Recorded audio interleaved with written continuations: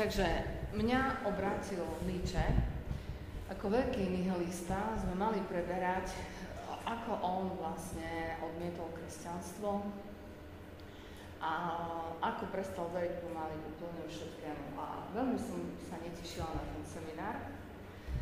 A tak, keď nám hovoril docent o jeho živote, o jeho životopise, tak vám som čakala, kedy bude koniec hodiny. Ale potom povedal takú veľmi zaujímavú vec, keď nám vysvetľoval, ako sa Nietzsche odklonil od kresťanstva a sa priklonil k ďalším, teda východným náboženstvám, že aký dôvod udal, tak povedal vlastne, že na adresu kresťanov Nietzsche odkázal asi toľko, že ja uverím vo vášho Spasiteľa, keď na vašich tvárach uvidím radosť z vašej spásy. A mňa sa to vtedy veľmi dotklo. Som si to tak predstavila nielen Nietzscheho, ale predstavila som si veľké množstvo ľudí, ktorí odmietajú cirkev a kresťanov a kresťanstvo a pripadajú im kresťania ako taký divný, že v podstate im Nietzsche pomohol zadefinovať niečo, čo je skutočne také veľmi dôležité a podstatné, že on pozeral na kresťanov a povedal si, ak je pravda to, čo by mali títo ľudia veriť, že pre nich Boh urobil, že sa stal človekom, že ich zachránil, že ich spasil, že majú večný život. Ak je to všetko pravda, čo oni tvrdia, že Ježiš Kristus pre nich urobil, tak potom by to mali byť najšťastnejší ľudia na zemi. Ale ja sa na nich pozerám sa na ich život a ja na ich tvárach nevidím radosť z ich spásy. A preto nemôžem uveriť v ich Spasiteľa.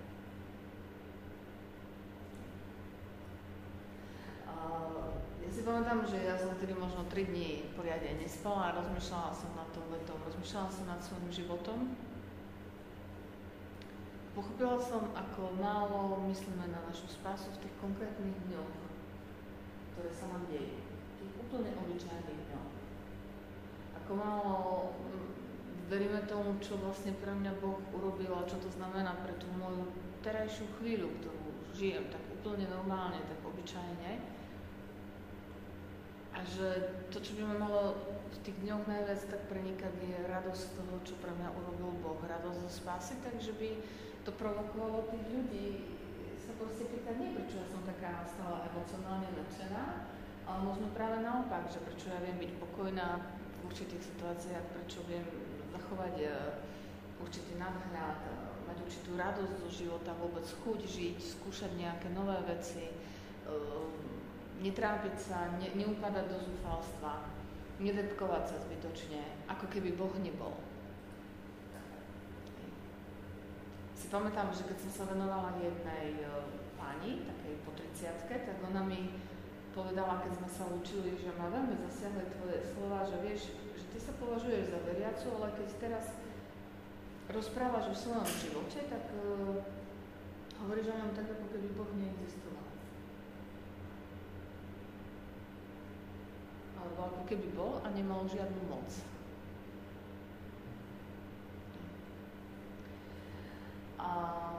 Takže mňa toto veľmi oslovilo. Ďalšiu vec, ktorú chcem tak na úvod povedať, je, že Ján Krstiteľ ako prorok, jeho život je spojený so zázračným narodením a aj tá obriezka, kedy jeho otcovi Zachariášovi sa otvorili ústa a bol preniknutý Božím duchom a prorokoval, je veľmi silný moment. Hej, on držal v náruči svoje dieťa, malého Jana Krstiteľa a poznáme to ako Benediktus, hej, že čo prorokuje a tý chlapček a tak ďalej. No a hovorí na adresu svojho syna také veľmi dôležité slova, že a ty, chlapček, budeš prorokom Najvyššieho a tak ďalej a budeš ten, ktorý poučí jeho ľud o spáse. To sú také veľmi zvláštne slova, hej? Že ty, chlapček, budeš ten, ktorý poučíš Boží ľud o spáse. Je to také zvláštne aj z toho dôvodu, že vlastne Židia čakali na Mesiáša. Farizei zákonníci študovali písma, oni vedeli, že tá doba je už kdesi tu, rozumeli všetkým možným znameniam, pripravovali sa tiež nejak, že Mesiáš už príde. A predsa ten Zachariáš hovorí o svojom synovi, že ty budeš ten, ktorý poučíš jeho ľud o spáse. Z toho vyplýva, že je možné veriť v Mesiáša, je možné veriť v Spasiteľa, je možné ho očakávať a zároveň je možné mať o ňom zlú predstavu aj o všetkom, čo chce vykonať. A sa skúsme vžiť do dnešnej doby. Aj do ľudí veriacich, aj do tých, ktorí sú mimo cirkvi, že my môžeme hovoriť o spáse, my môžeme hovoriť o Mesiášovi, ale môžeme to aj zle vidieť. Možno potrebujeme poučenie o spáse.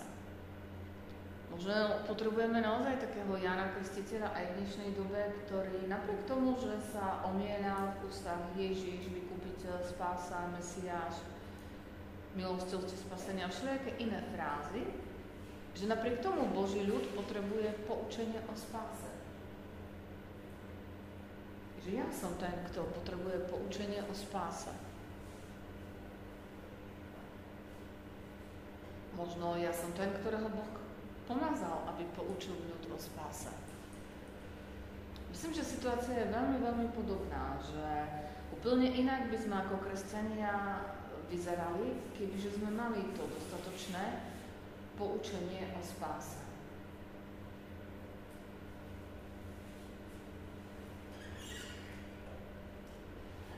Dávam takú jednu otázku,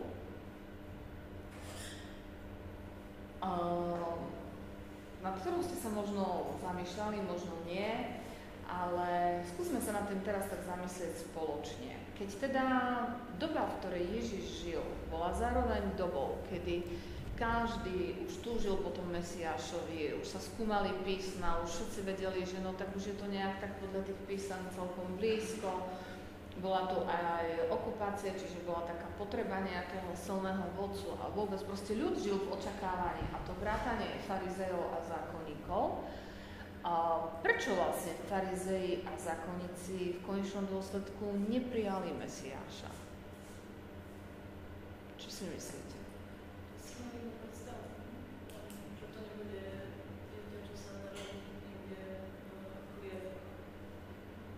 Čiže bol pre nich príliš obyčajný, očakávali nejakú takú aristokratickú krv. Kráľa. To na mladý vín môže byť. Áno? Ešte máte nejaký? Lebo žili v pýcha a v hriechu, to je tak sveto povedané.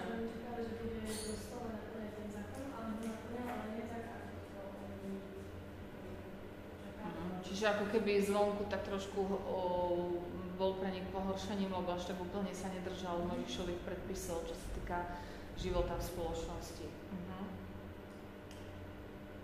Ešte niečo? Možno nečakali, že Ježiš bude viac takými obyčajnými ľuďmi, než s kňazmi a farizejmi. Že začne tými obyčajnými ľuďmi, ktorí sú jeho susedia a ktorí mal tak stretnúť. Čiže ako keby spása bola tak kastovaná, že najviac by sa trebalo akože stretávať s nami a potom s nejakými takými obyčajnými ľuďmi. Farizei sa celkom sú šokovaní z jeho správania, že nikom na ten mesiač pobúrený sa to boli, že bol šokovaný z jeho správania. Ale boli čakali, že to bude kráľ, ktorý vyslobodí ale tu na zemi a on vlastne Aha, že... čakali nejaké vojsko, že fyzicky to sú. Není kľudne si môžeš samo na svojom mieste. Dobre, ja poviem iba svoj osobný názor, čiže nemusím mať vôbec pravdu. Ja osobne si myslím, že keby aj celý Izrael nebol v tej situácii, že je pod nadvládou Rímanov, ale by žili ako slobodný národ a nepotrebovali by niekoho, kto by sa stal ich kráľom a ich z toho dostal. Osobne si myslím, že ani tak a tak by farizei neprijali Ježiša ako spasiteľa. A prečo si to myslím? Lebo boli tak hlboko presvedčení, že ich spasí dodržiavanie zákona, že vlastne v ich srdciach nebola potreba spasiteľa.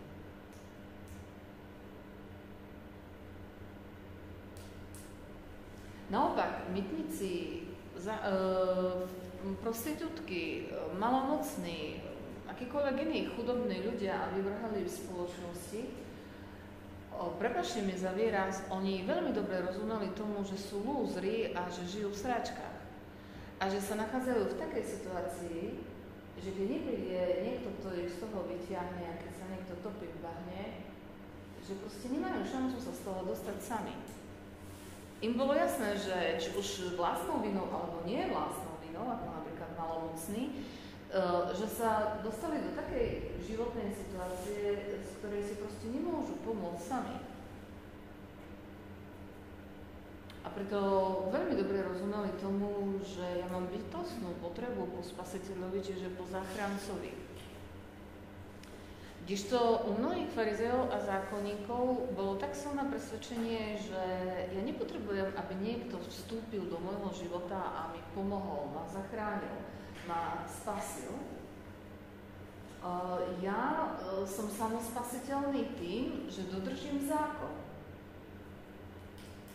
A preto samozrejme, keď si klaknem v kostole na iné koleno, než to je predpísané, alebo si neumiem tie ruky až po lakte, alebo si ich, nedaj Bože, neumiem vôbec, tak je ohrozená moja samospasiteľná spása zo zákona a mám veľký problém.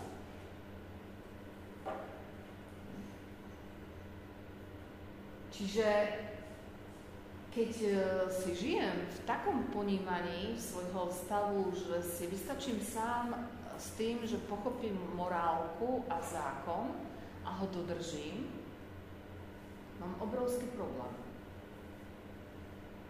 Si poviete, no chudáci farizei a zákonníci, priatelia, to, čo nazýva svätý Pavol náš starý človek, čiže naše ego, ktoré sa ozve ráno od 5:30, keď ti prvýkrát zazvoní budík, až do 10:35 a potom sa ti ozýva cez rôzne sny a podvedomie v noci. Čiže to naše staré ego je tak silno samospasiteľné. Tak silno je samospasiteľné, že ono do konca života nedá pokoj. Tak silno je v nás to, čo bolo vo farizejoch a zákonníkoch. A my to poznáme, že keď sme v ťažkej hraničnej situácii, vtedy nám je s Kristom najlepšie. Lebo vtedy sme tie prostitútky a tí malomocní a ešte neviem kto v tých sprepačených sračkách. A vtedy vieme, že už teraz, keď mi nepomôže Boh, už mi nemá kto pomôcť. Vtedy nemáme problém so spasiteľom. Preto to, o čom budeme dnes hovoriť a na čo dnes budeme klásť dôraz je, jak to urobiť, aby sa nás spása týkala každý jeden Boží deň, každú jednu minútu, aby som si bol vedomý toho, že ja potrebujem spasiteľa. Aj keď mi akože je dobré, aj keď akože konečne už mám frajera, aj keď akože konečne mi mama dala obed na stôl, hej, ja bytostne, úplne existenciálne potrebujem spásu v takejto situácii. Aj keď nemám rakovinu.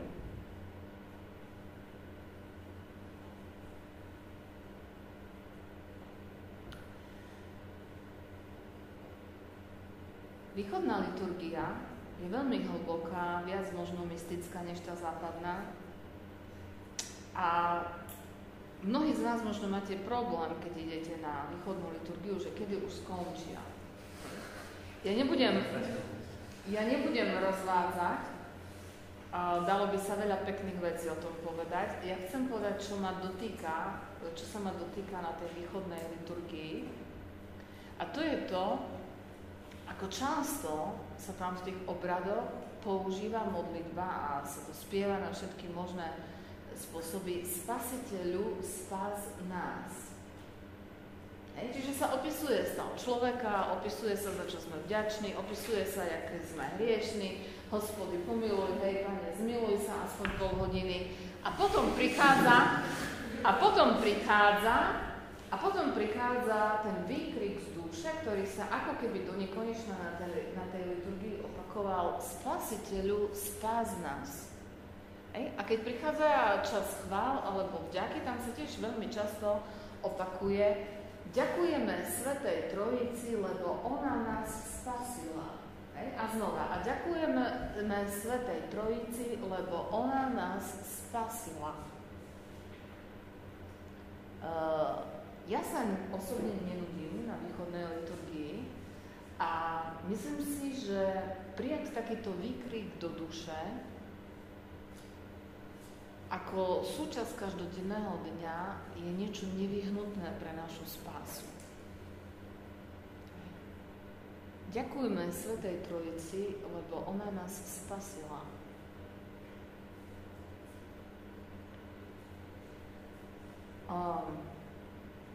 Na margo samospasiteľnosti, špeciálne aj nám, katolíkom, je z času na čas vytýkané, hlavne bratmi protestantmi, že teda sme dostatočne samospasiteľní a že to je náš obrovský problém.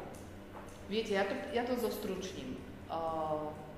Nám v katolíckej cirkvi na papieroch všetko dobre funguje, vo všetkých dokumentoch, vo všetkých konciloch, vo všetko tam máme veľmi múdro napísané, ale z času na čas proste sa stane, že niektorí jednotlivci to až tak nežijeme, ako to tam múdro máme všetko napísané.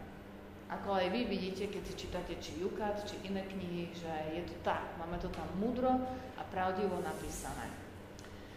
Veľakrát veľmi bolestne medzi protestantmi a katolíkmi zaznieval taký spor, že máme iný pohľad na spásu. A preto vám chcem dať do pozornosti, že keď si kliknete na internete napríklad na našu KBS-ku a pôjdete tam na dokumenty, ekumenické dokumenty cirkvi, tak si tam nájdete z roku, myslím, že to 30. októbra bolo vydané 1999, alebo potom dodatok bol ešte z roku 2004. Jeden veľmi vážny dokument, zapíšte si to, možno to raz budete čítať ako 30-ročný a dostanete chuť si to prečítať, a to je spoločné vyhlásenie k učeniu o ospravedlnení, alebo dajte si lomitko ospravodlivení, ktorý vydal Svetový luteránsky zväz spolu s našou pápežskou radou pre napomáhanie jednoty kresťanov.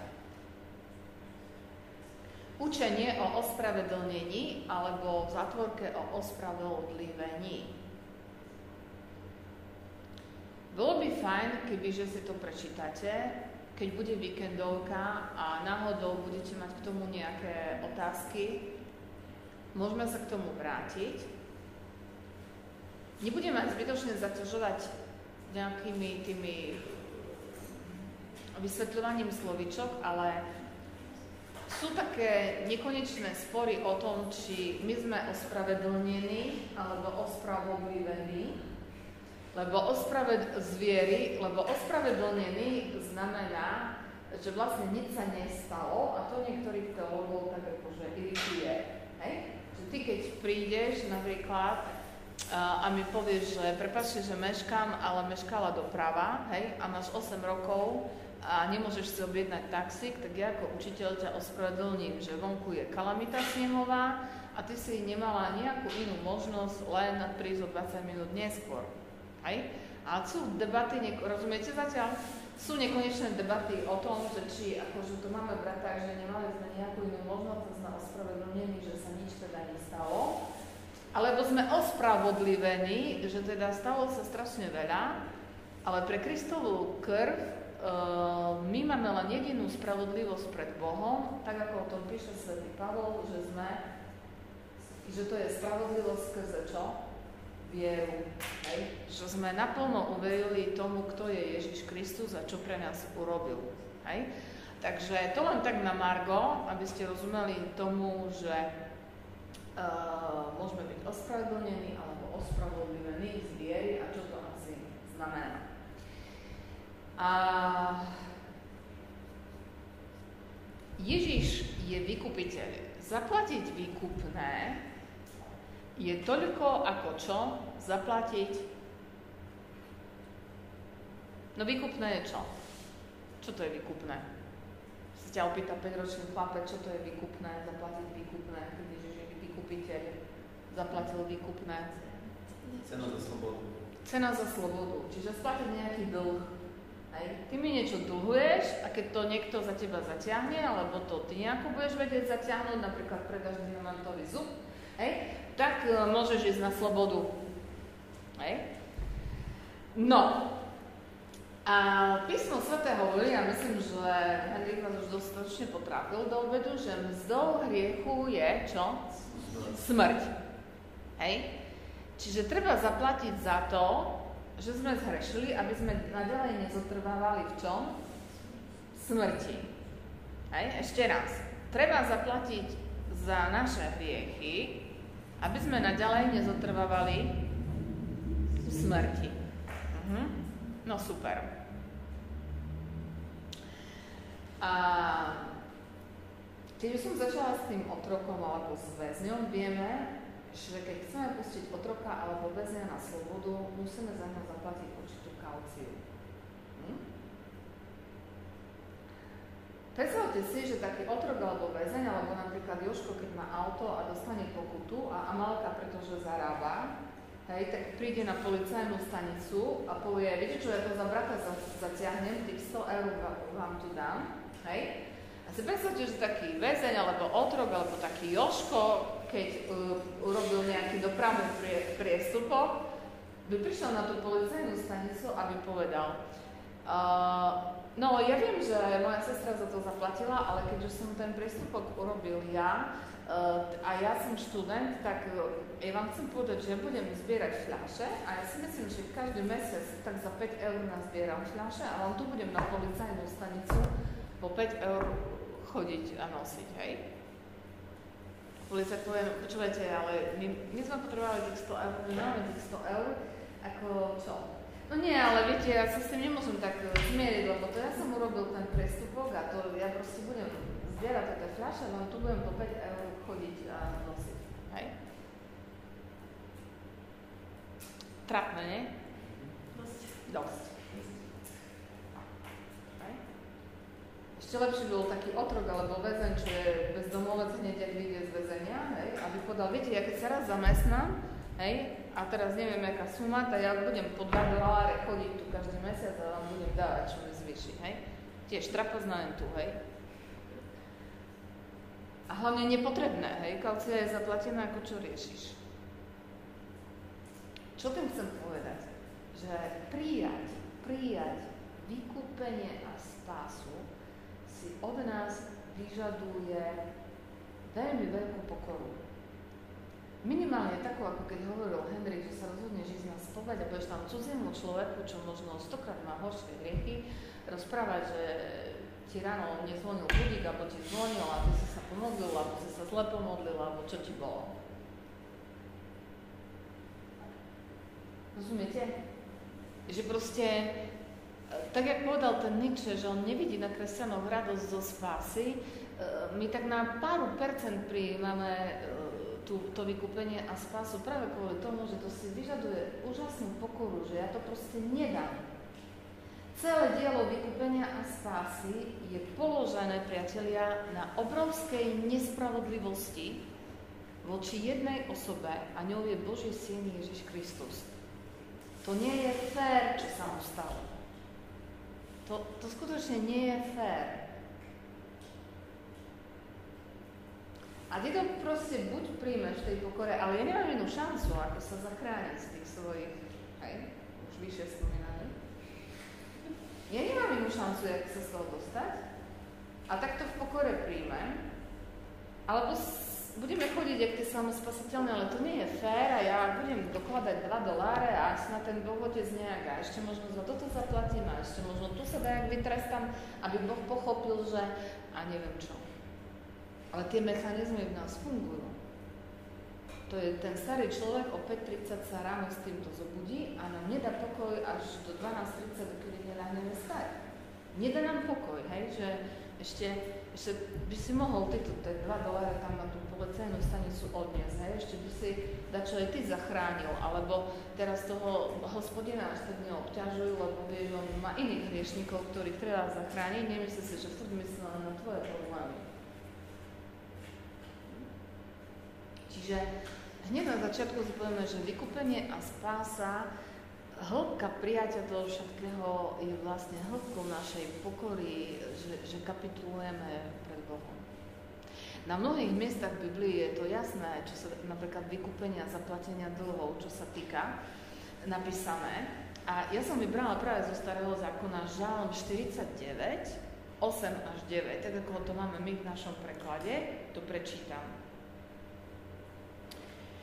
Veď sám seba nevykúpi nik, ani nezaplatí Bohu výkupné za seba. Čiže na tej policajnej stanici vám povedia, že trapas, ale Boh ti povie, počúvaj, nemáš na to.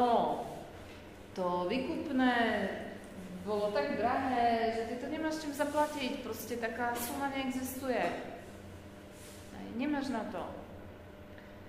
Veď sám seba nevykúpi nik, ani nezaplatí Bohu výkupné za seba, cena za vykúpenie života je príliš vysoká. Nikdy nebude stačiť, aby človek žil na veky a za nik neuzrel. Amen.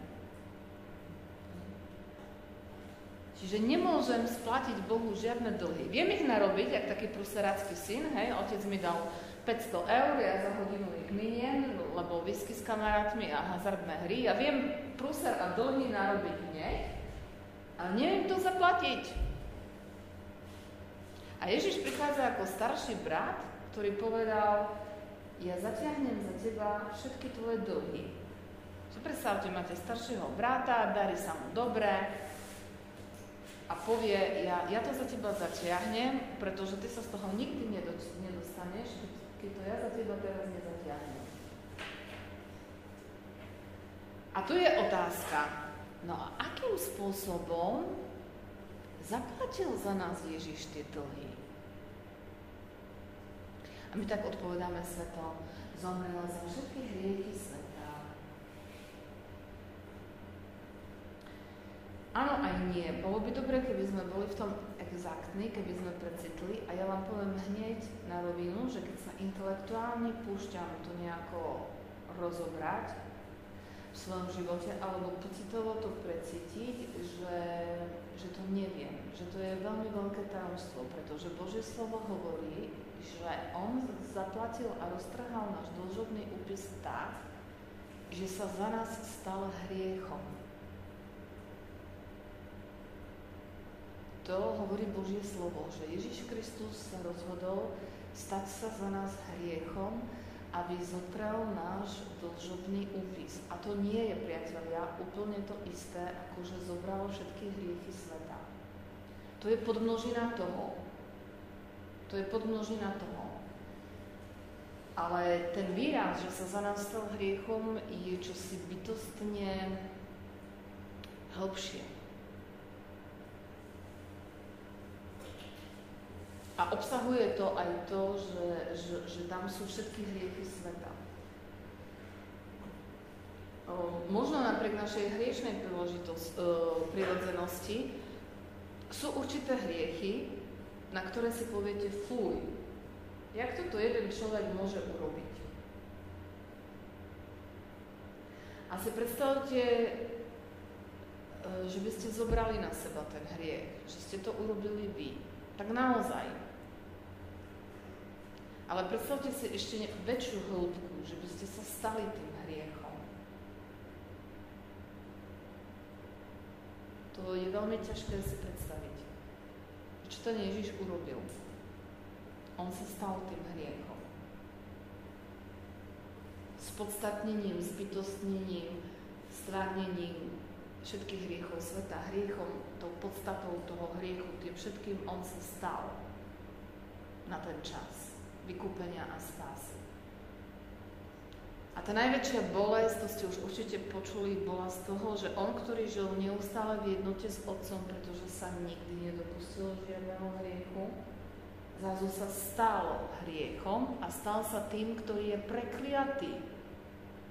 Lebo každý hriech je prekliatý. Stal sa tou najväčšou tmou, tou najväčšou čierňavou na tejto zemi, ako si vieme predstaviť. A žil na tú chvíľu ako keby oddelený od Otca, pretože nebolo možné spojenie za týchto podmienok. To bola najväčšia bolesť. Je to tajomstvo, ktoré sa nedá vysvetliť.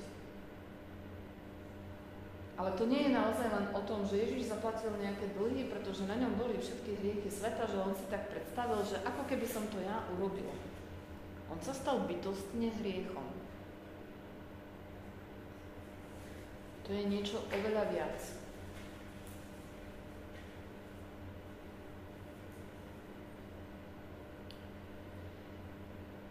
Ako my môžeme prijať vykúpenie naše? Čiže zaplatenie tých dlhov. Boh to tak podmienuje ako keby a hovorí, pozri, ja som ti zaplatil za teba všetky dlhy, zaplatil som aj za tvoju mamu, aj za tvojho otca, aj za tvojich kamarátov, aj za tvojich priateľov, aj za tvojich nepriateľov. Proste dlhy sú splatené, máte to všetci zatiahnuté a budem sa na teba pozerať ako na toho, ktorý mi nedoluje nič, ale chcem od teba, aby si sa aj na svojich bratov, sestry, mamu, otca, priateľov, nepriateľov, učiteľov, neviem koho, pozeral ako na tých, ktorí ti naozaj nedlhujú nič. Lebo som zaplatil aj ich dlhy. A do akej miery sa ty budeš na nich vedieť pozrieť ako na tých, ktorí ti nedlhujú nič, do takej miery, keď ťa budem súdiť, sa potom ja na teba pozriem, že syn môj, ani ty mne nedlhuješ nič.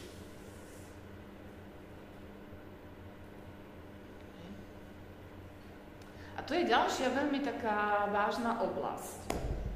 Možno je taký dobrý príklad, že v západných krajinách skrz rôzne vojny, rozpady monarchií, všelijaké prerozdeľovanie štátov, ekonomické krízy, už každý štát dlhuje každému tak veľa, že už tá konkrétna vláda, ktorá príde na 4 alebo na 5 rokov, to nie je schopná ani brať vážne, ani nejak seriózne splácať dlhy, lebo my Francúzom, Francúzi nám, tamtí Talianom, tamtí so Španielmi sa vyrovnali a my sme sa ako keby už vyrovnali.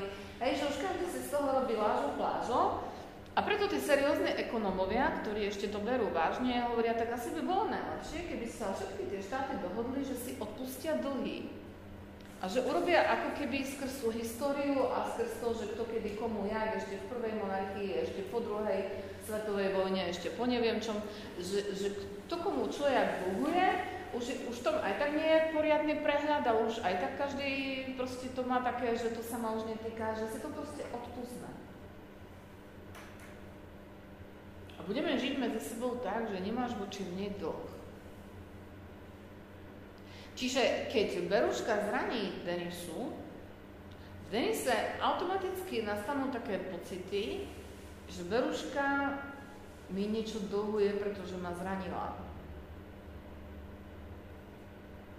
A je veľmi dôležité, aby Denisa sa pozrela na Berušku tak, že je to nespravodlivé, ale keď ja chcem prijať odpustenie od Krista, ja sa musím pozerať na ňu tak, že sa budem za ňu modliť a že ju nebudem chytať pod krk. Počúvaj, ty vieš, čo si mi urobila a za toto, čo si mi urobila, ty teraz neviem čo.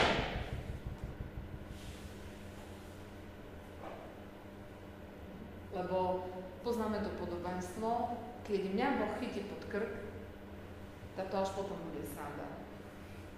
Takže buď chcem, aby ma Boh chytil pod krk a budem chytať ja spolusluhov a spolubývajúcich a všetkých pod krk, alebo teda nechcem, aby ma Boh chytil pod krk, tak si uvedomím, že no tak sme takí, akí sme, no. A môžeme si tie dlhy odpustiť. Pozor, to neznamená, že ti nepoviem pravdu, alebo že ja neviem čo. Ale že nebudem žiť v tom, že ja som lepší od teba. Či teraz Boh mi káže ťa osvedčiť z hriechu, alebo konfrontovať sa, alebo čokoľvek, ale nežijem v tom, že ja som ten, kto je lepší od teba. To je veľký rozdiel.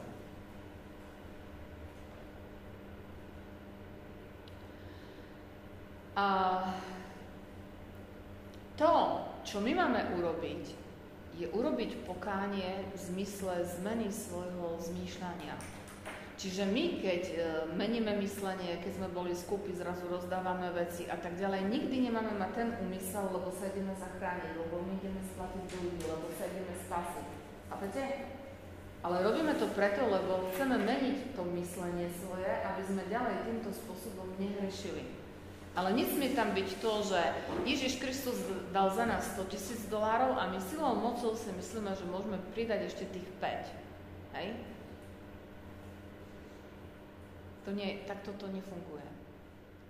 A skôr ako pôjdeme ďalej, urobíme takú jednu dynamiku. Za tak krátku chvíľu sme vyjadrili, a bolo by toho ešte určite oveľa viac, že toto sú symboly hriechov, pri ktorých či chceme, či nechceme, nás aj diabol, aj to naše hriešne ego obviňuje z toho, respektíve nás tak pokúša, že Kristova obeta a to, že on tvrdí, že za tieto hriechy zaplatil a že viac nedohodneme a že ten dlh je splatený, že tá Kristova obeta je málo. Že to nestačilo a že to nestačí. Takých obvinení z rôznych aj iných hriechov máme zrejme viacej. Toto je také, čo nás na prvýkrát napadlo. Ale je to výrazom toho, že každý z nás nosí v srdci nejaké to sklamanie zo seba samého a takú samospasiteľnosť, že Kristova obeta nestačí, ešte musím niečo urobiť ja. A možno, že keď si neodpustím a budem sa trestať, že to bude taký najlepší spôsob, ako ukážem Bohu sebe aj druhým, že to, čo sa stalo, je vážna vec a že ja to len tak nenechám. A urobím sebe samému policajta. Ale každý z nás pri týchto hriechoch, pri spomienkach na tieto veci, na tieto zlyhania, asi zároveň cíti, že ma to oberá o života, že tuto asi Boh nechce. Že sa tým tá smrť, ktorá je z každého hriechu, len rozširuje ďalej. Že to len viac páchne. A to, čo je dôležité, aby sme si uvedomili, je, že tie dlhy za tie hriechy sú naozaj zmazané.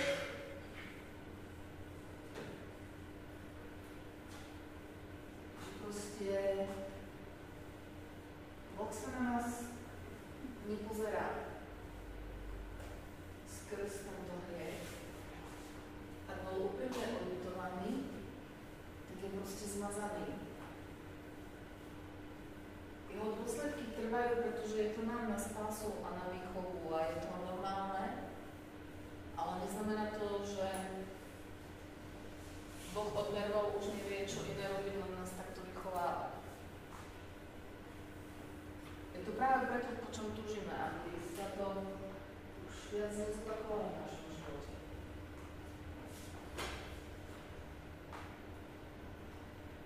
Ale nemôžeme za to zaplatiť. To by bolo fajn si to odpustiť. Teraz máme takú modlitbu.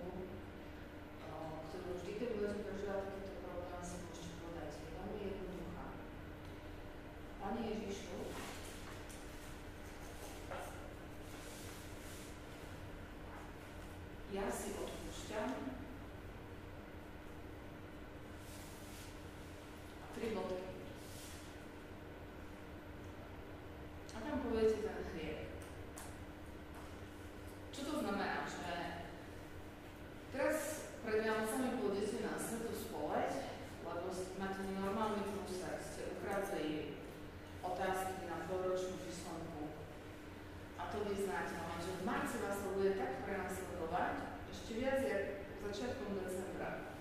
Čo som to urobila? Ono tak býva, hej, potom nám tak rozjasní po čase, že čo som to urobila. Aj o 5 rokov sa nám to môže rozjasniť, ak to bolo veľmi zlé.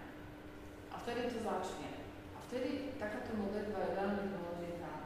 Ježiš ti odpustil v decembri, chápeš? Ale na teba to doľahne v marci. Hej? A vtedy je dôležité povedať, Pane Ježišu, teraz som to ja. Ja, Peter, si odpúšťam tento a tento hriech. Bude si to hovoriť, keď nepocítiš, že hej, už som si to odpustil.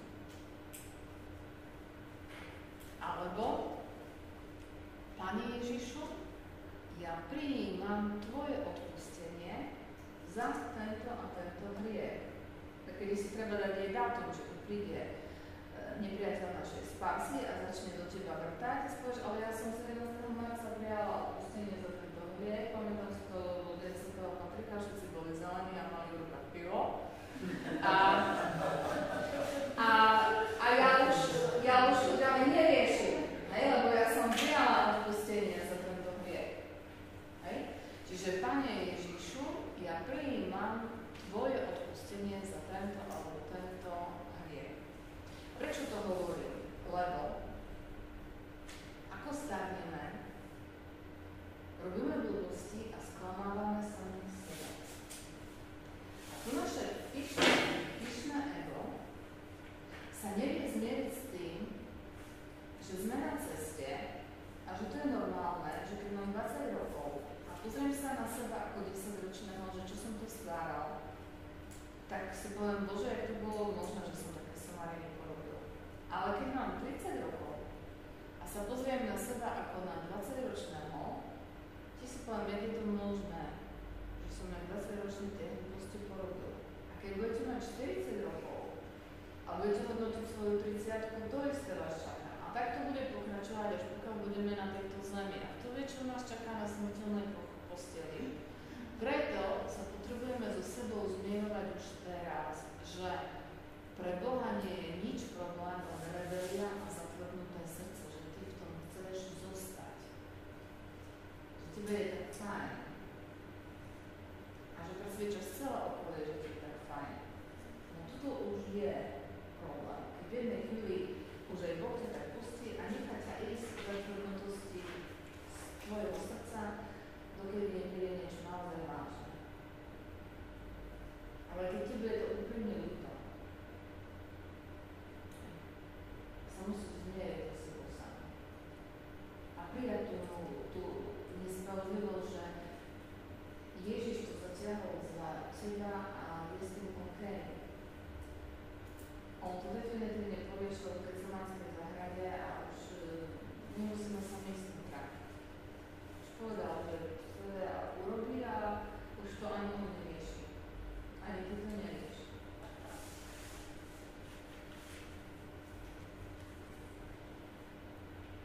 Budeme na spásu. Keď už budete vládať, dáte taký znak, keď budete dvaja, bude prestávka, keď budeme vládať ja, bude prestávka. No, Ježiš je... Áno? Nahrávame, ne? Ježiš je... Nahrávame, ne? Ježiš je spasiteľ.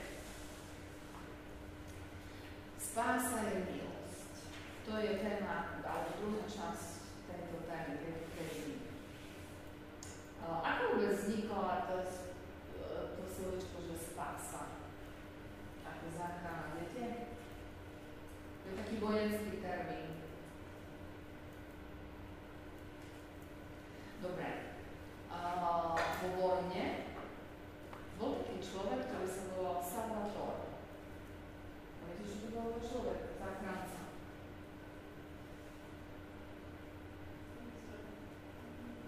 Nemusel to byť zdravotník, mohol. Dobre, a vojsko išlo do boja a bolo už vopred jasné, že toto vojsko napríklad kvôli svojmu množstvu, kvôli technike, kvôli tomu, že im zabili generála, kvôli čomukoľvek. Sice ide teraz do tohto boja, do tejto bitky, ale je vopred určené na porážku. Takže to je bez šance, aby toto vojsko vyhralo. ak sa stalo, že napriek malému množstvu neschopností, vybavenosti, techniky, tomu, že my sme mal generál, čokoľvek, napriek tomu všetkému, ak to vojsko vyhralo tú bitku, tak ten, kto ju vyhral, sa volal Salvatore, pretože prišiel niekto, napríklad generál s nejakou geniálnou technikou, novou, mu ho zrazu niečo napadlo, alebo prišiel obyčajný vojak, ktorý sa prebral cez hradby, sa mu podarilo obroviť šťastie, čo nikto nečakal, alebo niekto iný im dal nejakú správu, a tak mali neviem akú brutálnu informáciu, ktorú nikto iný nemal, to je jedno. Ale ten človek, či bol obyčajný, či to bol generál, ak zvrátil osud tej bitky a toho celého vojska, ktoré bolo vopred určené na porážku, tak ten človek sa volal Salvatore. Prišiel Salvatore, my Salvatore, a my sme zrazu vyhrali a sme to nečakali. Čiže Spasiteľ, prišiel náš záchranca. A potom, keď bolo po bitke, tak oni ho tak všetci niesli a zveľadovali, že áno, vďaka tomu, že prišiel ten Salvatore, tak my sme vyhrali a mali sme prehrať. No a my všetci vieme, že diabol ako duchovná bytosť, ako padlý aniel, hrá o niekoľko levelov vyššie od nás. Hej? Čiže keď Jožko sa postaví voči diaboli, je čo? Bez šance. No a teraz, koho si vyberať za Salvatora?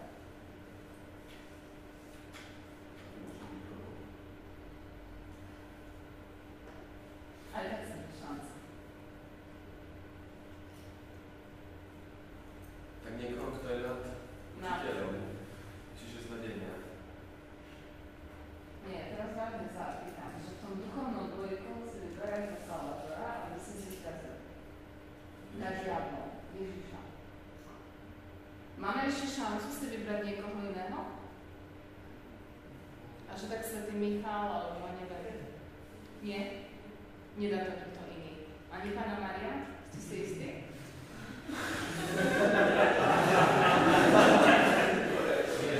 Nemôže byť ona aj taká spasiteľka naša? Nie? Čiže nie. Čiže diabol, ktorý nás používa na boj s Bohom, lebo vie, ako nás Boh miluje, a chce mu zasadiť ránu, že zničí ľudstvo a používa nás na to, a sme pre neho veľmi ľahkou korisťou, tak my máme iba jedného Salvatora, a to je Ježiš Kristus. My nemáme inú šancu. Ani nikto z ľudí, ani nikto z anjelov to proste nedá. Tých padlých anjelov je celkom dosť, teda sú celkom dobre hierarchizovaní. Aj tak ďalej fungujú, ktoré ich Boh dal, akorát, že ich používajú proti Bohu. A používajú na to nás. Toto je duchovná realita duchovného sveta. Všimnite si akčné filmy, na čom sú položené. Príde Salvatore a na všetkých zachráni. Všetky tie filmy o mimozemšťanoch na čom sú založené. Príde iná civilizácia a zachráni zem. Čiže v človeku je túžba po Spasiteľovi hlboko zakorenená. Ešte aj v raji, keď Adamovi hovorí Adamku bye bye, tak mu zároveň Boh hovorí, pošlem Spasiteľa. Je to v nás hlboko zakorenené. Boh príde a spasí nás. Ako to urobí, možno nevieme, ale Boh príde a spasí nás. To, čo je podstatné, je vedieť, že Ježiš nás už spasil, čiže my nemôžeme čakať na spásu tam, kde si v nebi. Teraz ja budem žiť, potom sa mi treba dobre vyspovedať a tam v nebi príde spása. Ježiš nás už spasil. Spása sa dokoná na 100% a dokonale ju budeme vedieť prijať až v nebi. To je pravda. Ale my už spasení sme. A Ježiš spasil, zachránil už tu na zemi každého jedného z nás, jeho dušu, jeho telo. A my sa máme na túto spásu Análka otvoriť samé, čo máte voľné? Tam už tých najsvetejších. Tak, hovoríme o spáse. Čiže Ježiš nás už spásil. Keď sa vrátime k tomu príkladu otroka alebo väzňa,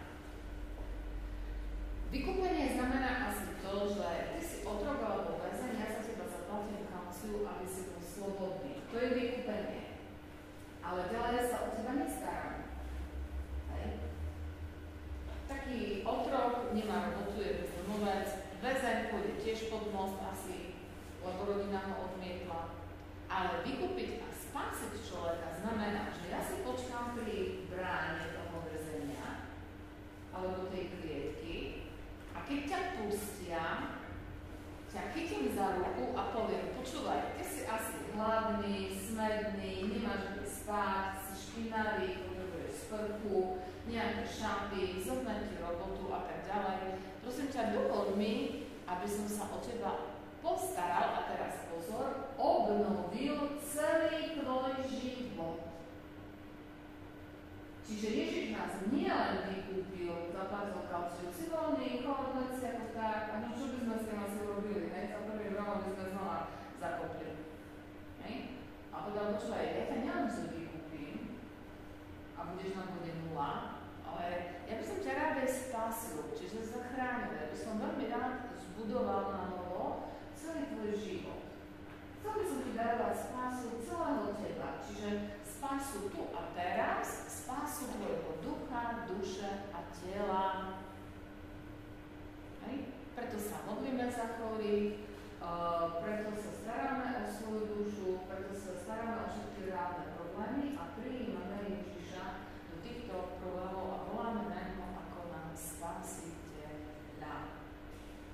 Spása je milosť, to ste už počuli? Hej? A viete mi povedať, čo to je milosť? Nezaslúžený Boží dar. Ešte tak to dá nejakého tromfa, nejakého fila máte? Bude toto tromf?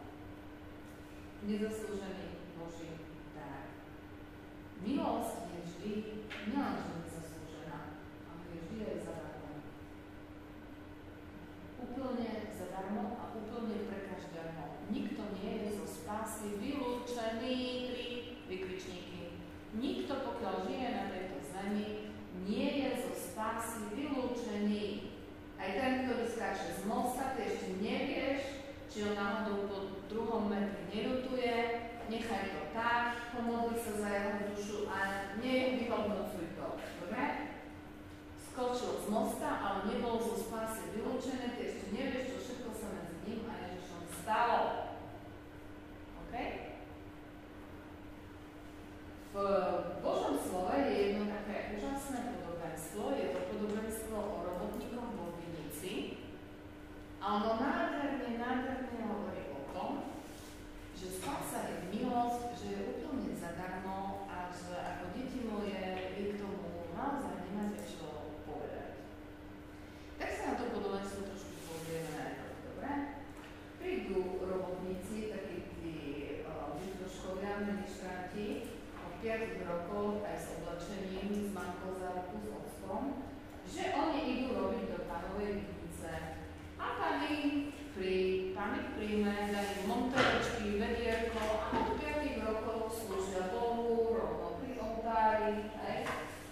A potom sa z nich stanú kňazi a potom sa možno z nich stanú aj biskupy, možno sa z nich stanú kardináli, aj čo sa im môže stať. A na konci dňa si prídu po výplatu. Hej? Za koľko boli vyzriedná? Nepamätáte si v tom podobenstve? Za 1 denár, dobre? No, čiže máme vychľočkov od 5 ráno, robia vo vinici, hej, ministranti napríklad ako dievčatá už spievajú z kostolíku na detských omšiach a tak ďalej. No, potom máme takých, čo zrazu im to dojde si na konci základnej alebo na strednej, že to treba brať toho Pána Boha vážne, možno prvé sveté príjmanie, možno birmovka ich nakopne, možno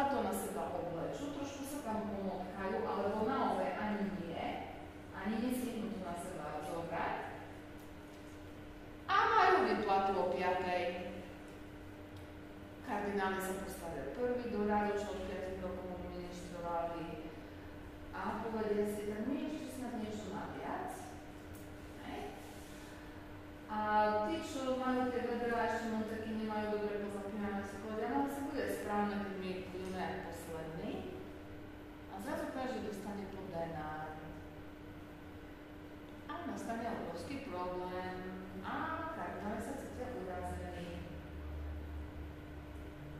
Povedali si, že Ježiš povedal? Na tieto pocity krivdy? Čo povedal? No, to je den. No, to sa dá s tým spojiť podobenstvom, ale konkrétne v tom podobenstve, čo povedal? Že nám môže spremať to rozdávať ako chce. Ešte bližšie, ešte tu je niekto, zaciturovať. Bolo, že priateľe nedohodli sme sa na jednom prehľad. Áno, a ešte predtým, že keď oni prežívajú pocity krivdy.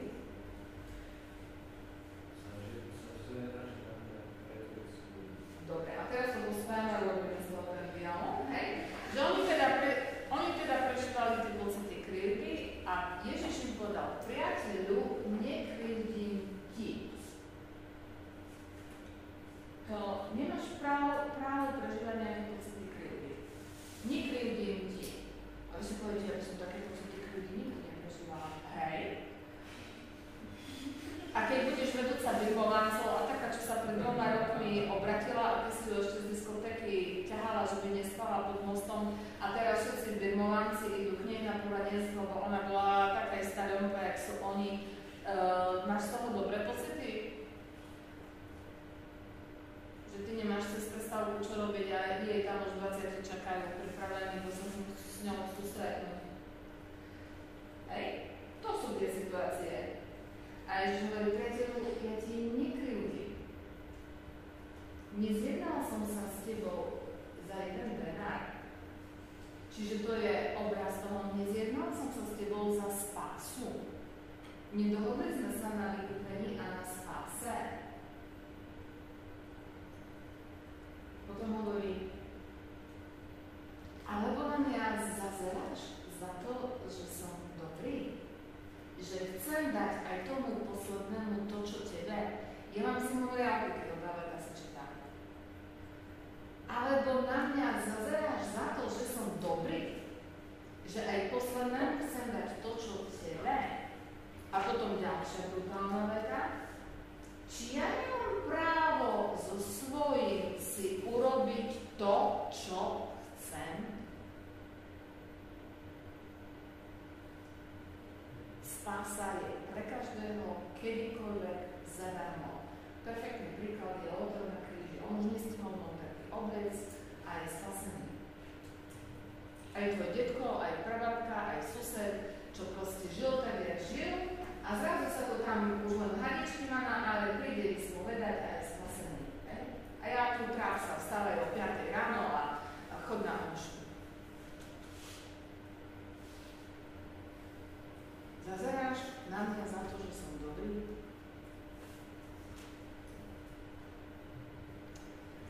Aby sme si to priblížili, úplne rozprávkovo. Nebo to je vlastne Boží dom, nie? On tam býva.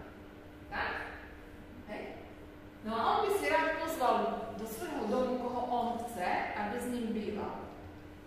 Aj teraz ja sa predstavím, že mám trojizvový byt, alebo ty máš nejaký dvojizvový, a teraz ty tam bývaš.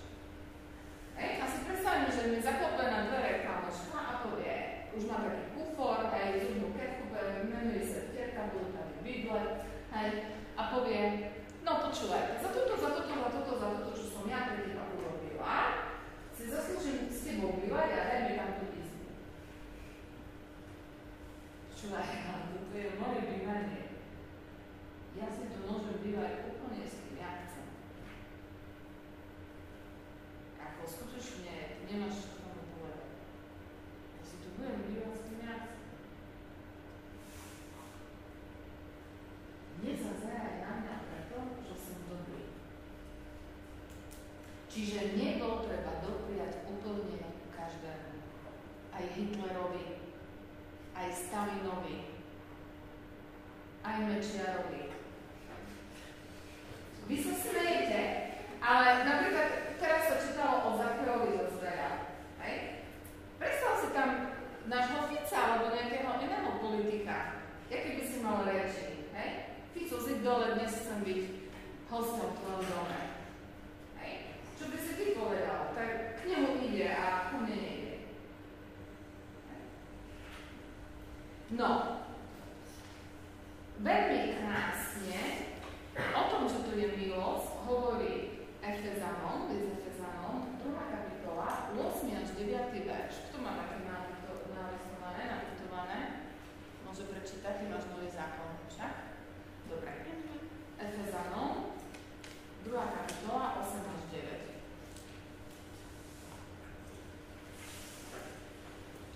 Lebo spasení ste milosťou skrze vieru, a to nie je z vás, to je Boží dar, nie zo skutkov, aby sa nik nevystatoval.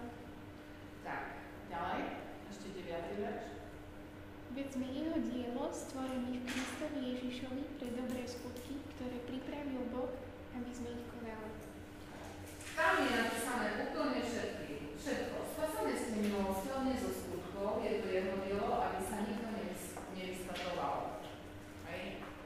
Čiže vôbec to nepochádza z spása, to, že Boh sa rozhodne, že bude s tebou bývať na veky vo svojom dome, to vôbec nepochádza z teba, z tvojich skutkov, z toho, čo si urobil, neurobil, proste toto ide mimo teba. A nič sa to nemôže vystatovať. Nemôžeme k spáse nič pridať, ani milimeter, že da čo urobil Ježiš, tých 95%, a da čo urobím ja. A potom svätý Pavol píše, spasené ste milosťou, nie zo skutkov, a potom v 9. verši píše, že lebo sú pripravené skutky, aby ste ich konali, a tie skutky vám pripravil Otec.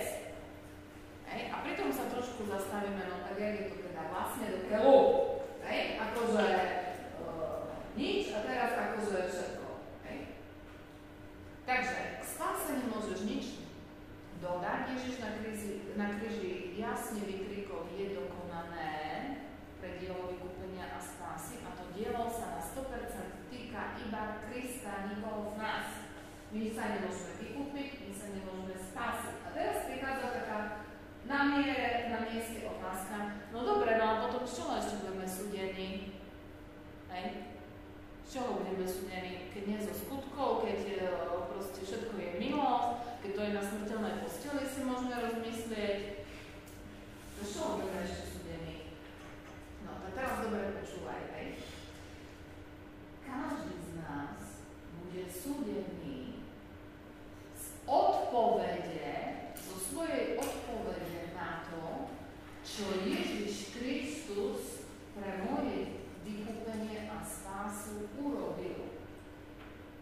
Ježiš Kristus ma vykúpil a spásil, a mňa Boh bude súdiť z toho, že keď ja o tom viem, dokonca to aj na nejaký spôsob prijímam, dokonca to aj ohlasujem, čo ja s tým v svojom živote robím, lebo to ma nemôže nechať nepohnutého, že Boh sa stal človekom, že za mňa zomrel, že sa stal hriekom, že potom stal z mŕtvych. To ma nemôže nechať len tak, že rob si Bože, čo chceš.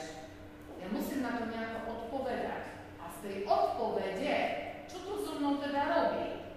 Ako na to odpovedám, z toho budem súdený. A potom nám logicky z toho vyplýva, že pre pána Jana, ale veď tá odpoveď si vyžaduje konkrétny postoj, konkrétne skutky, tam sa to prejaví, nie? Že čo to so mnou vlastne robí? Chápete ma, čo vyjadrujem? Výborne.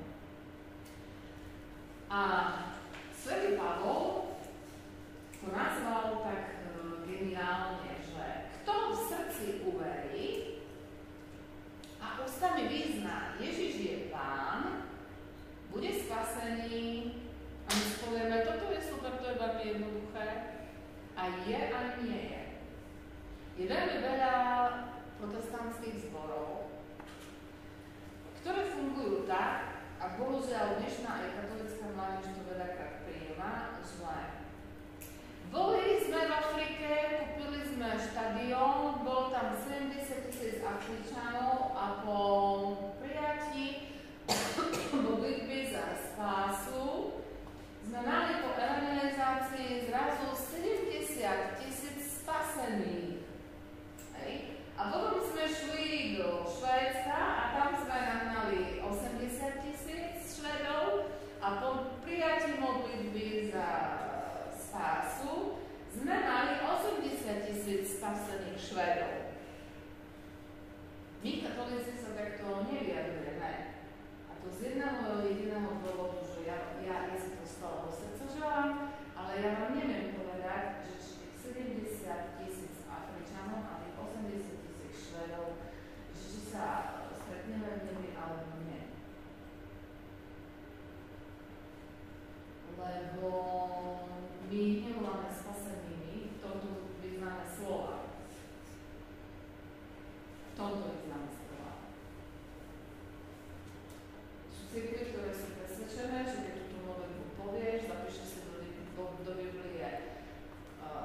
dátum, kedy si to povedal, už je to proste jasné a už proste všetko ostatné je len ľudské zlyhanie.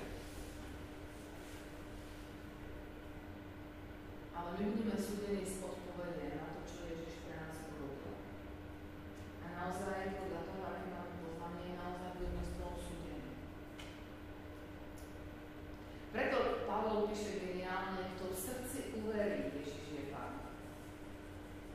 A v srdci uveriť, to nie je len ústami vyznať. My vieme, že ústami vyznávame veľa vecí, ale srdce je desi možno mimo. V srdci uveriť je proces. V srdci uveriť Ježiš je Pán. Veľmi správne to Pavol napísal. Sú dve podmienky, nielen ústami vyznať, ale v srdci uveriť. A vtedy sme spasení.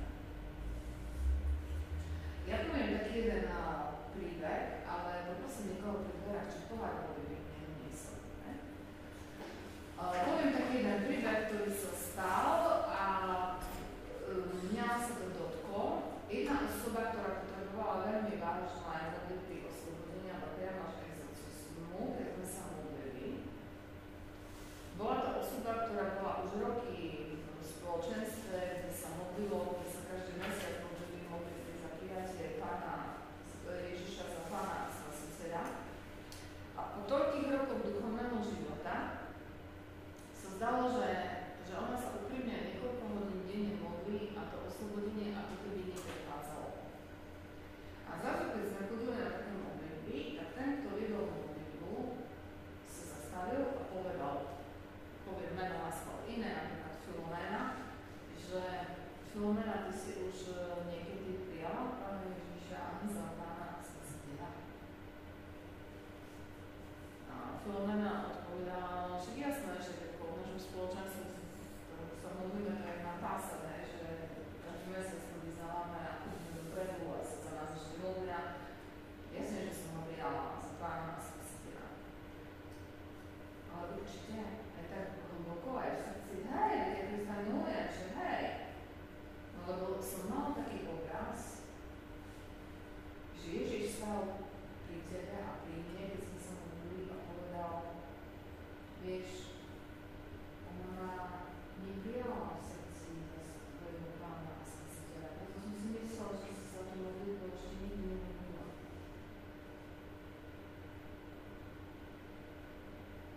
Ona sa vtedy rozrevala a chytila stres a paniku a začala úplne hystericky plakať a do toho vybreskovať, že ale ja ma nemôžem prijať zo svojho Pána, lebo on do mňa chce to a ja sa poviem, že nezoberie to a keď príde, tak urobí to a vtedy to bola ona. Modlitbu sme prerušili, nechali sme mesiac na premyslenie. Nechali sme mesiac na premyslenie, povedali sme, budeme pokračovať, keď nadobudneš Ježišovi takú dôveru, že budeš schopná ho prijať za Pána a Spasiteľa.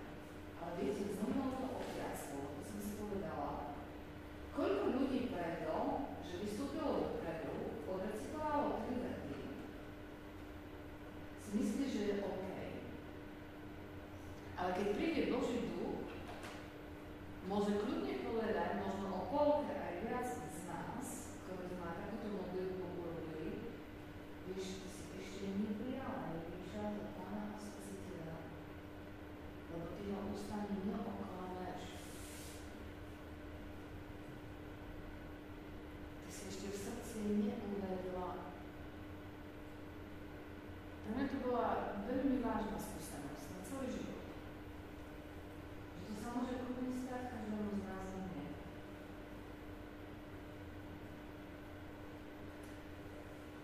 Preto svätý Pavol hovorí, s bázňou a chvením pracujte na svojej spase. No jaké spase mám pracovať, keď spasa je milosť. A on zrazu píše, s bázňou a chvením pracujte na svojej spase. Veď toto pôsobí vo vás, že aj chcete, aj konáte, čo sa páči jemu. Ja trošku predbehnem, aby ste aj z mojej témy neostali verte, že keď Boh dá, tak asi na víkendovke sa dozvieme, že aha, to keď príjmeme ducha, to zrazu všetko ťažké je ľahké. Hej? A skrze Ducha Svätého my vieme dodržať zákon aj tam, kde sme ho predtým dodržať nevedeli. Čiže nám je nevyhnutne na to, čo rozprávame, potrebný Duch Svätý. Veď to každý chápe. No, takže som to trošku prezbehla a necháme to zatiaľ tak, ale je to veľmi dôležité, aby sme tomu rozumeli. Ježiš nás vykúpil a spasol, je to milosť pre každého, my k tomu nemôžeme nič dodať, my sa nemôžeme vykúpiť a spasiť, ale súdení sme z odpovede. Jaká má byť odpoveď? Odpoveď je uver a obráť sa a vyznaj, Ježiš je tam. Ale ty Boha neoklameš, ty vonočkom neopiješ. Keď to nebude presvedčenie, ktoré vyjde zo srdca, to ti bude na figu borovú platné, že tam, kde si v hale, kde si do mikrofónu, kde si pred všetkými a neviem čo. Možno dobrý príklad je lotor na kríži. Hypoteticky si povedzme, že príde Pilát a zakričí mu, počúvaj lotor, zid dole, lebo to bol nespravodlivý rozsudok, my sme našli ešte väčšieho prázdna, jak si ty. Takže musíme to znova nejak obnoviť a nechávame ťa žiť. Hej? A lotor mal čo sa prisúdené a zišiel dole. Ale keby ten lotor si povedal, tak ja som sa stretol s Kristom a som mu povedal, ty si Mesiáš, on mi na to povedal, dávam ti spásu, hej, ja si teraz budem ďalej žiť, tak ja som žil, no tak akože sorry. Keď stretnutie s Kristom si bolo neurobilo nič, no tak sorry. Čiže kebyže ten lotor zišiel dole z kríža, on by bol zodpovedný a bol by z toho súdený, akú odpoveď on svojim životom dáva na to, čo mu na tom kríži ponúkol Ježiš. Len už nemal ten čas.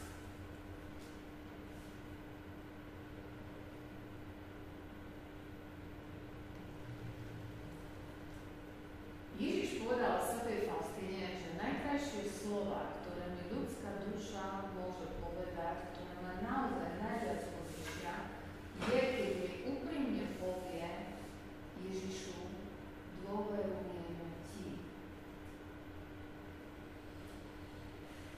Toto je alfa omega celého nášho vzťahu. Ježiš ani tak nechce počúvať, ľúbim ťa, to už, vaša láska je ako ranná rosa, hej. Krásne napísaná v Ozrášovi. Možno naozaj je pre mňa ešte dôležitejšie to, že keď sa nachádzaš v tých s prepáčením straškových situáciách a iných, že mu povieš, Ježišu, dôverujem ti. A na to potrebujeme dávať pozor, že keď ty si nemohla dôverovať svojej mame, ani svojmu otcovi, ani učiteľovi v škole, ani kňazovi, lebo sa ti stali rôzne veci. A ty vieš, že tvoja dôvera voči ľuďom je narušená. Pre všetko na svete ťa prosím, hľadaj v cirkvi spôsob, ako sa tvoje srdce uzdraví, aby sa budovala tvoja dôvera ku Kristovi. Nech toto všetko, čo si zažil alebo zažila, ťa privedie k Ježišovi ako k jedinému, ktorému môžeš dôverovať. Bojuj o tú dôveru, lebo nič iné ti nepomôže, iba to ten vykrik. Ježišu, dôverujem ti.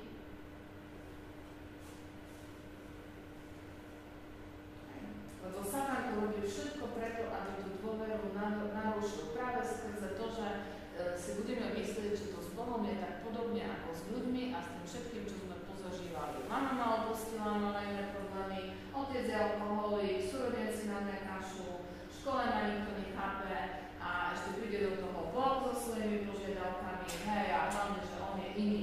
No tak to naozaj je.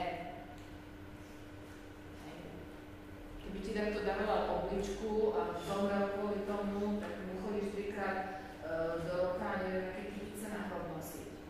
A tu je niekto viac, kto sa vtelil a nedaroval ti len obličku. Takže dôveru môžeme dať iba Bohu, tak ako nemôžeme dať ľuďom. Ja to budem veľakrát zdôrazňovať, keď sa budem okolo prihovárať, lebo to je to najviac, čo môžeme znamenať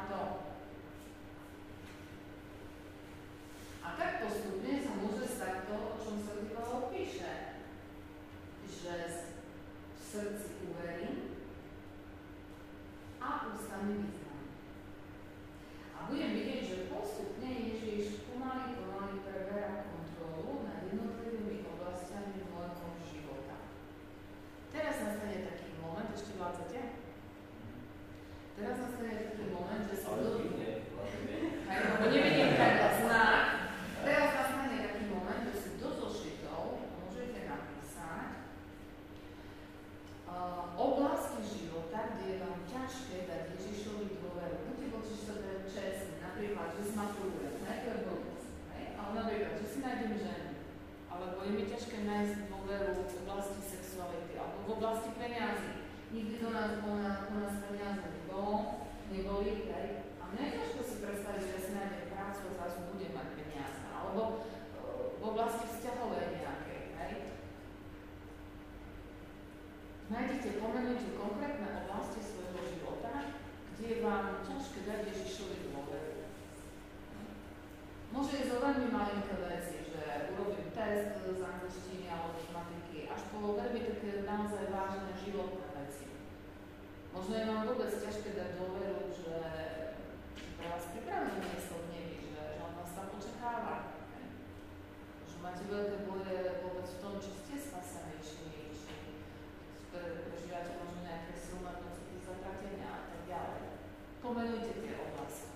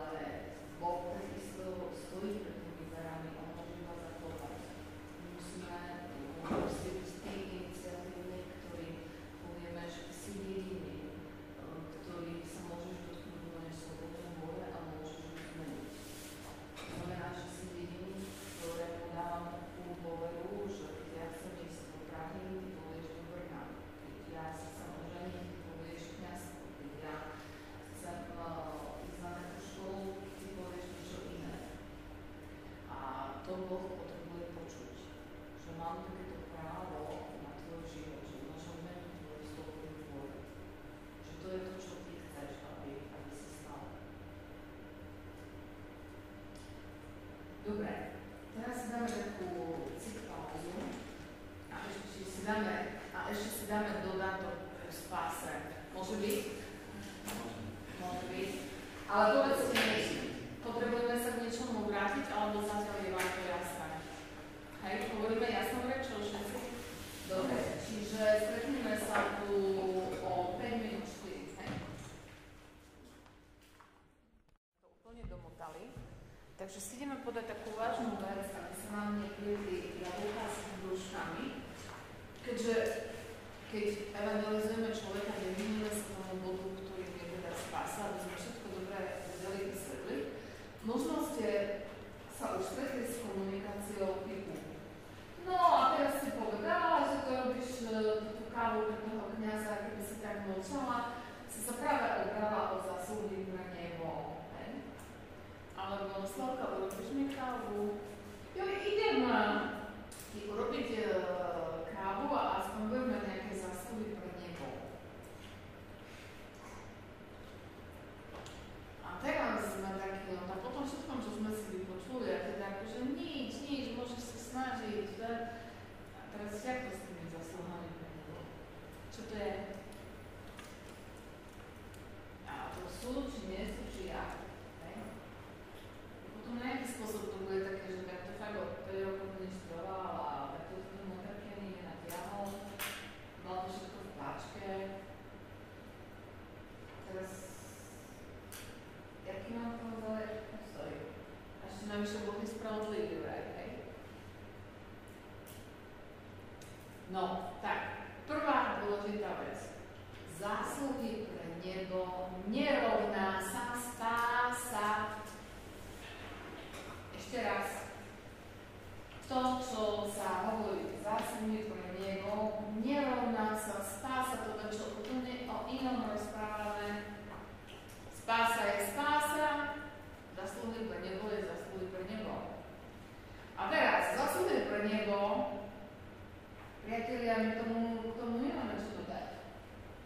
Bo my v Bohu vieme, jak Boh posúdi motívy a úmysly nášho srdca.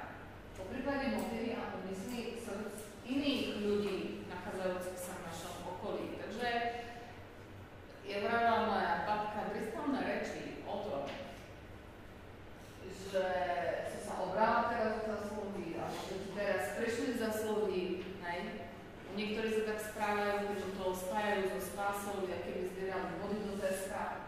A už kedy mám dosť tých zásluh, alebo ešte nemám zásluhy, nechaj ma urobiť si tiež nejaké zásluhy do neba, tak ja teraz pôjdem na tej chate na Silvestra pod drevo, lebo potrebujem teraz ja zásluhy do neba, prosím vás.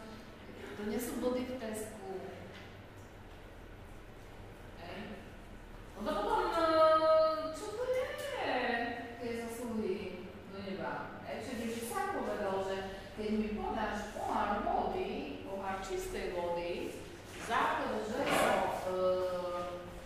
že som pánom učeníku, neprídeš čo? O svoju odmenu. Tak ako odmenu teda. No, každý príklad pokulháva, ale poviem taký jeden príklad, kde by sme si všetky tie veci mohli spojiť, a hoci opakujem, keby sme aj do toho príkladu veľmi rili, tak bude platiť, že každý príklad pokulháva, ale môže nám aj veľmi pomôcť. Predstavte si, že je tu taký mladší syn, taký prúserák a bohatý otec multimilionár, ktorý napríklad mal taký multikomplex, jak je v Optime, multikino, všetko multivybudované, a je taký multimilionár. A ten prúserák syn, čo už nevie z rozkoše sa psí čo má robiť, je v nejakej takej aj rebelie, zvláštne s otcom, tak on tak hazardne s kamarátmi, všetko to tam podpáli. Zhorí sa na multikino, celý multikomplex, multiparkovisko, všetko. A je to problém. A príde polícia a poisťovne a všetky úrady a otec samotný a vznikla škoda a vznikol obrovský dlh, ktorý ten mladší syn samozrejme nemá čo? Z čoho? Zaplatiť. Naproti tomu starší syn nie je plus verák a darí sa mu minimálne tak dobre ako otcovi, spolu podnikajú, všetko je spoločné, darí sa im. A tak sa pozrie na toho mladšieho syna a povie, vieš čo, tak ja tie dlhy, ktoré máš voči otcovi aj voči ostatným, aj všetkým tým poisťovňam, aj všetko, ja to zaplatím za teba, ja zatiahnem ten dlh. Lebo ty sa z toho nedostaneš.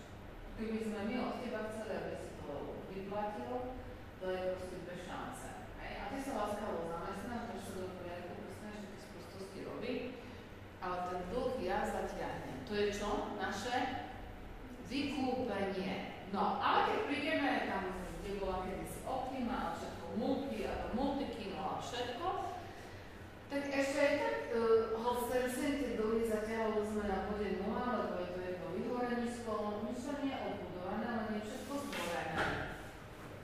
A tak ten mladší syn povie, počúvaj, ja neviem, čo to za teba zatiahnem, ja to nové multikino s celým multikomplexom a multiparkoviskom vybudujem a ty mi budeš pomáhať, jednoducho ma teraz budeš počúvať, čo ti poviem, jak to treba urobiť a pustíš ma do toho a urobím to ja, ale spolu s tebou. To je čo? Spása. Hej? Sa niečo vybuduje. No a teraz súčasťou tej spásy je, že máme premiéru, všetko je krásne odbudované, tak ako keby sa nikdy nič nestalo. A môžete prísť do pokladne a tam listok do kina je čo? Zadarmo. Hej? Listok do kina na premietanie je zadarmo. Vstupenka je zadarmo. To je moment smrti a prechodu do večného života. Otvára sa mi brána neba a za čo? Za nič, jak tomu Lotrovi, lebo spása je čo? Zadarmo. Súčasťou odbudovania toho všetkého je, že ja beriem vstupenku a zadarmo tam idem. A teraz pozor. A to, že sú tam také miesta a také rady a také lože a také poschodia a nejaké to kikiriky a neviem čo, to je čo? To sú tie zásluhy pre nebo. Ale pozor. Tereska Ježišková to vyjadrila veľmi krásne. V nebi budú rôzne nádoby, veci, pol litra, čbán, úzka váza. A všetky budú až po okraj prežívať naplnenie a stav svojej čo? Bláženosti.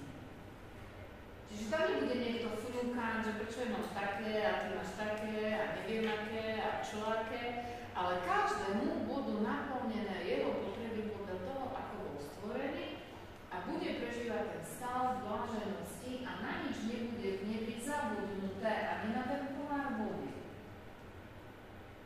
Každý bude so všetkým OK a bude spokojný a nikto v nebi už nebude nič ľutovať. Pochopili ste?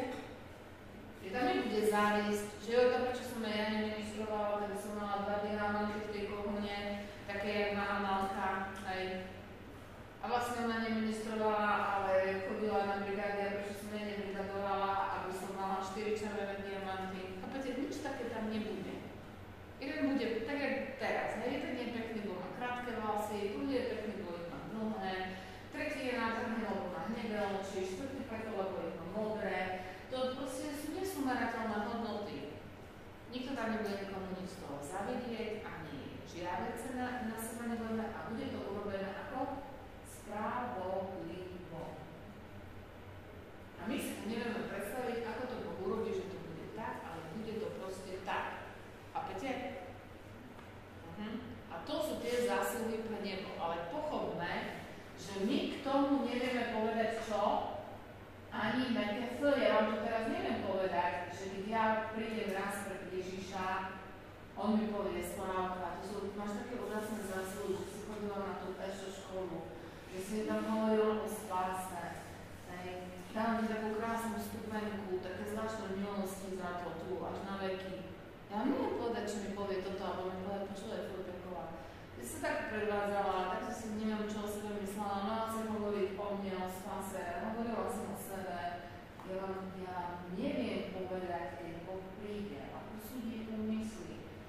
myšlienky môjho srdca a všetky motívy, čo o tej chvíli povie a aké zásluhy alebo nezásluhy pre nebo ja z toho budem mať.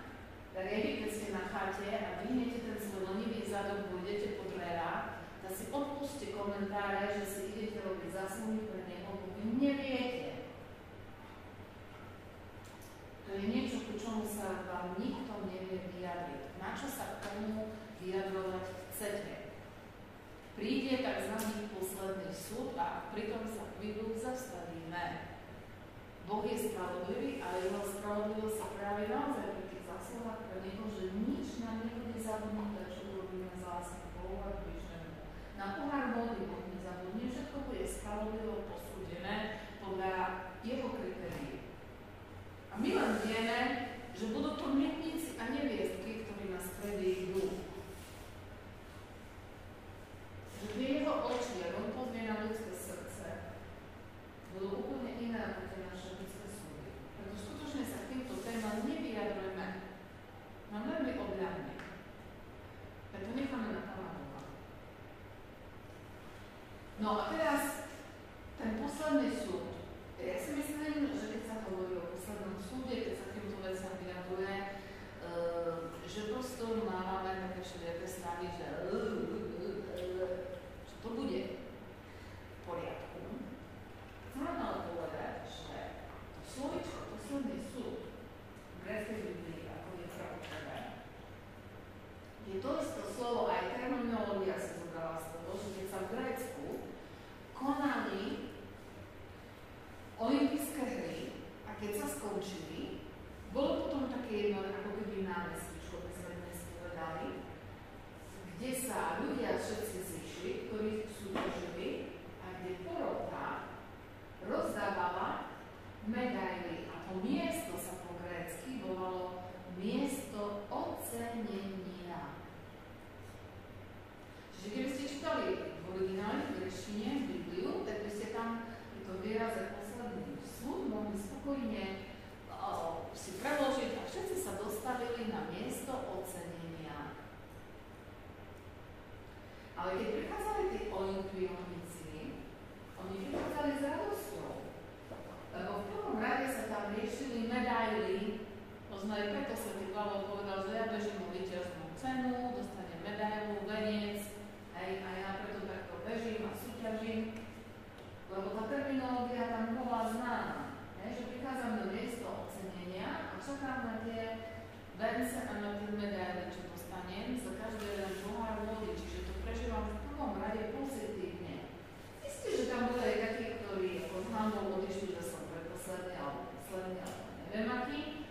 No aj takí, ktorí pre nejaké nefér hry museli byť čo? Diskvalifikovaní tam pre všetkými, lebo bolo to miesto ocenenia. Bolo. A nepredstavujeme si posledný súd ako to, že teraz Boh príde v nejakej zlej, melancholickej nálade alebo cholerickej, ako naši profesori na vysokej škole, a konečne nám to tam všetko spočíta. Povie, viete, ešte dokedy ste boli na zemi, ešte som sa ako tak tváril, ale tak teraz už vám to nádam, keď si tu všetci pred mojou tvárou. Nie, miesto ocenenia bude v prvom rade o medaila, ale bude aj o Božej spravodlivosti a o tom, že naozaj to nebude zabudnuté. Moje motívy a úmysly srdca. A sú také veci, ktoré ja už si možno ani nespomeniem, bo vysoko vyzdvihne pre všetkými, že vtedy ten žobrák, ty ani nevieš, čo si ty urobil, keď si mu dal rožok. A Boh sa pri tom momente zastaví a ja sa budem spomínať, aj kedy ja som ťa videl, Pane, vo väzení a chorého a neviem akého. No vtedy ten žobrák na tej ulici, pamätáš? To som bol ja. A ty si mne dal rožok. Zrazu zistím, že ja prejedem rožok, aj sedím tak, kde pri Svetom Františkovi a zase si teraz hovorím katolícky, a vedieme neviem aké konzultácie a chudobe.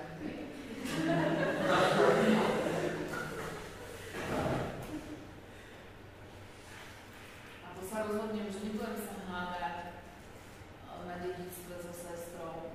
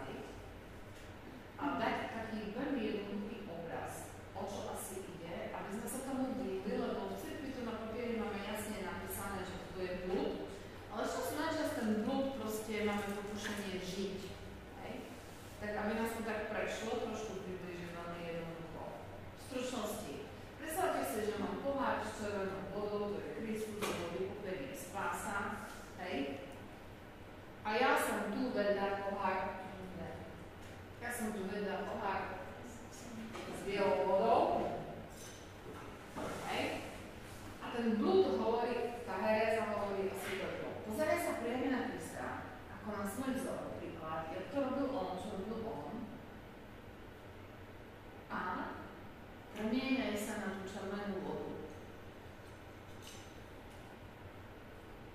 A to nejde. Lebo Kristus nie je náš vzor z detskej izby, je nejaký boxerista alebo spevácká hviezda, že poriadne sa naučí poťahy, poriadne to rob, poriadne a budeš ako on. To je samospasiteľné. Kristus môj veľký vzor. To je málo, to je nič. Len boxerská hviezda. Nauč sa jeho ťahy, nauč sa jeho intonuje, spieva, aké má písnička, budeš ako on. To je hereza, to je blúd. To, čo hovorí svätý Pavol a čo je pravdivé, je inkarnácia. Nechaj Krista žiť v sebe. Už nežijem ja, žije vo mne Kristus. Čiže ty sa umrtvíš, on sa bude zväčšovať, on bude v tebe žiť a on v tebe sa stane tou červenou vodou.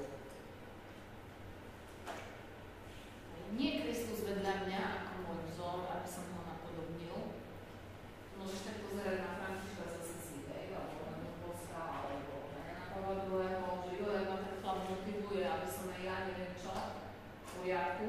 Ale Kristus nie je pre teba vzor príklad. Kristus je tvoj Pán a Spasiteľ. On naozaj úplne reálne musí žiť v tebe. Aby ty si vnímal, že v tebe žije niekto silnejší od teba, ktorý si stále viac a viac narokuje, berie miesto, tak, aby si povedal, ako svätý Pavol, už nežijem ja, ale žije vo mne Kristus. Rozumiete tomu?